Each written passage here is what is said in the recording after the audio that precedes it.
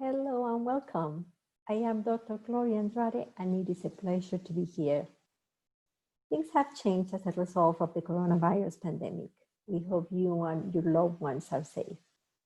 During this unprecedented time, we at the Center for Autism and Early Childhood Mental Health at Montclair State University are committed to support you. We have created a series of webinars in response to the pandemic.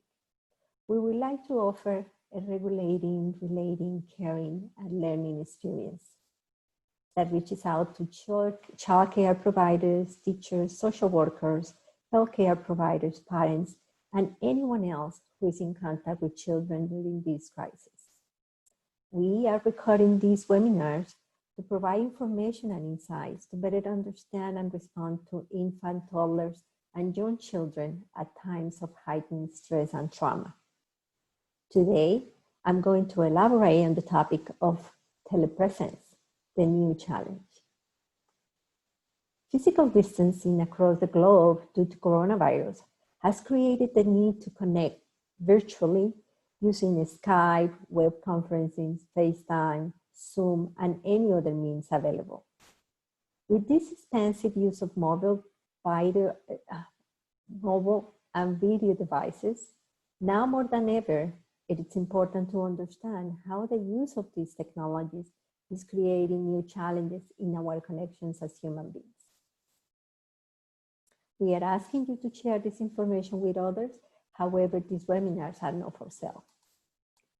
Infant and early childhood mental health is an interdisciplinary field concerned with optimal physical, social, emotional, and cognitive development within the context of children's family.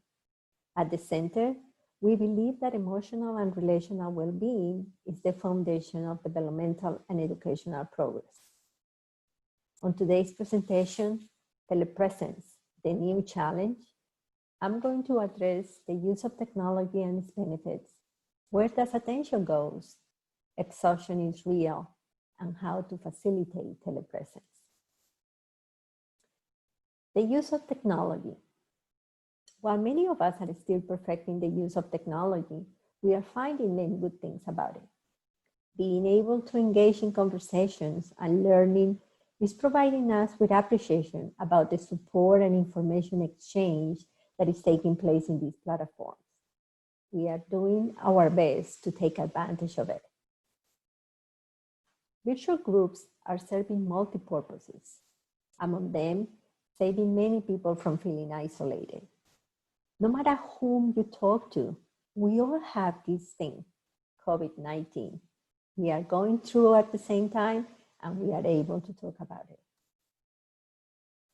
These vital opportunities provide our lives with some normality by allowing us to work from home and for the students to receive classes and meet school requirements. At the same time, we are creating an immense sense of camaraderie and connection. People are finding it so easy to attend groups now because they can just log on and be there. We can have important meetings where only dress up appropriately from the waist up. We save time, money, and gas.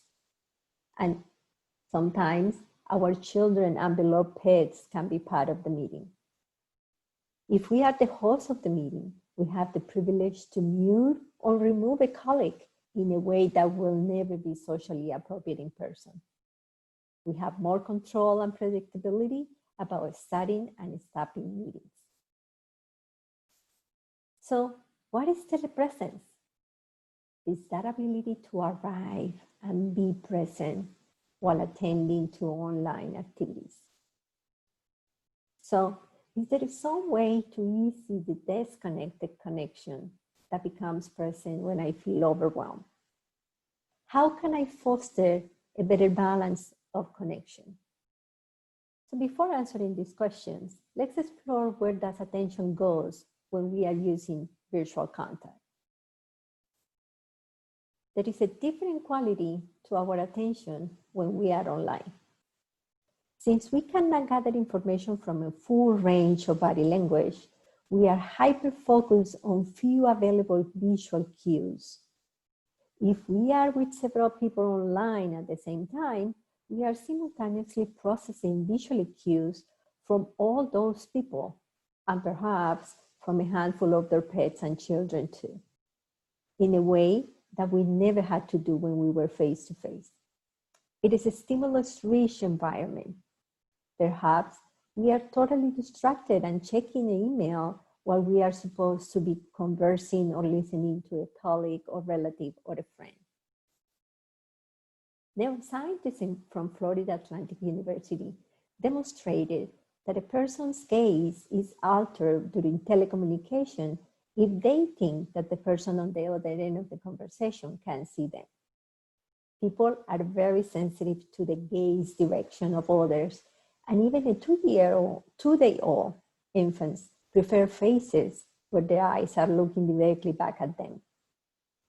The phenomenon known as gaze cueing, a powerful signal for orienting attention, is a mechanism that plays a role in the developmentally and socially important wonder of share of joint attention, where a number of people attend to the same object or location. And this ability to do this is that makes humans unique among primates. When we start to be overstimulated by extraneous data that we haven't had processed in the physical world, each new data point pushes us just a little bit further away from the human to human connection that we all crave and appreciate. So it's easier being in each other's presence or each other's absence than in the constant presence of each other's absence. So is exhaustion real? Because we have felt joy arising when connecting with family, dear friends and colleagues all over. Seeing their faces and hearing their voices was nice in this time of physical distancing and sheltering in place. We have been so busy attending all these meetings, and the more we attend meetings, the more we realize that we ended up feeling both connected and disconnected to some of these people. So what to do? So the following are the strategies that could help with telepresence as a new challenge. Take a few moments before clicking join to settle and ground yourself. Take a few breaths, feel your body on the chair. Notice whatever is present in your mind and allow yourself to arrive and be present. If you are feeling unsettled or preoccupied, you may place your hand on your heart in a supported and comforting way. Be good to yourself and take the time to be ready. Take the time to truly greet whoever is in the room with your full attention. Offer your attention to each face that appears if the group is not too big.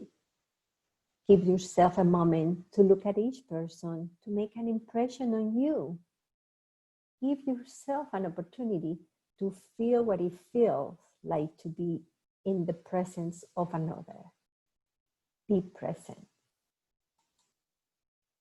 If you find very distracting to have many faces on your screen, choose a speaker view as an option.